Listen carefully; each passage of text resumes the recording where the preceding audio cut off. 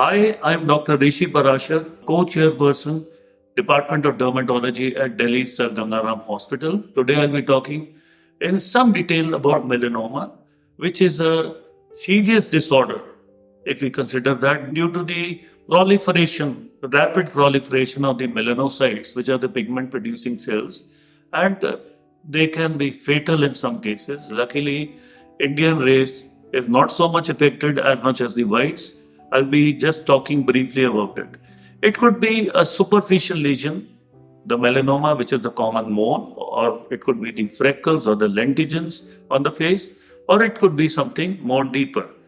More deeper ones could be in situ, which is the dermis, then it is, invasive, and sometimes it can be metastatic because it enters the other areas of the body.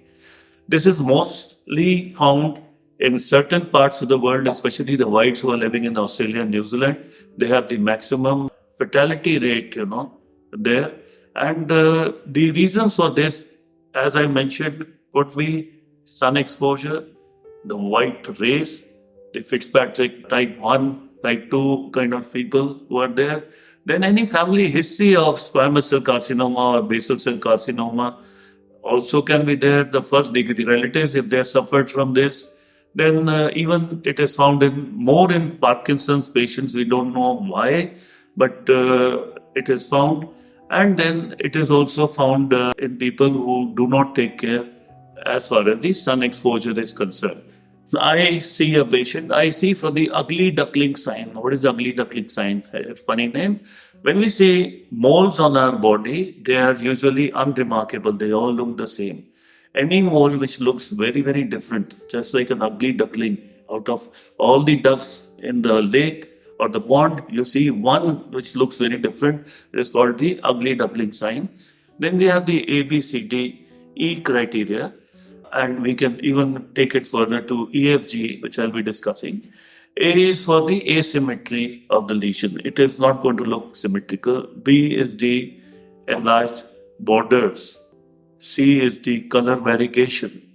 D is the diameter. How far is it going? This is for superficial one. If it is nodular, that means we can touch it with our hand. Then we have the E is for the, elevation. F is for the fibrous kind of a look, and G is for the growth.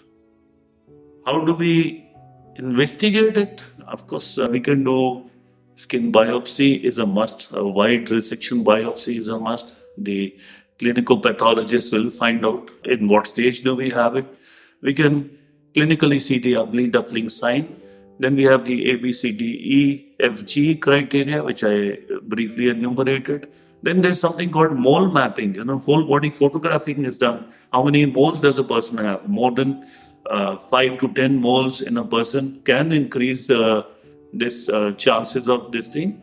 And then we have the treatment would be surgery. Surgery for 90% of early stage 0, stage 1 or stage 2 would be 90% curative. If it is stage 3 and 4, which is the advanced stage, then we have to use all the armamentarium, which is the surgery, the radiotherapy, as well as the chemotherapy, which should be used. In advanced stages, especially in the whiter races, if it goes into metastasis, then we could have, death also happening, a lot of morbidity in the patient, and the side effects of the chemotherapy as well as the radiotherapy. With this, I hope you've got a brief idea about what is melanoma.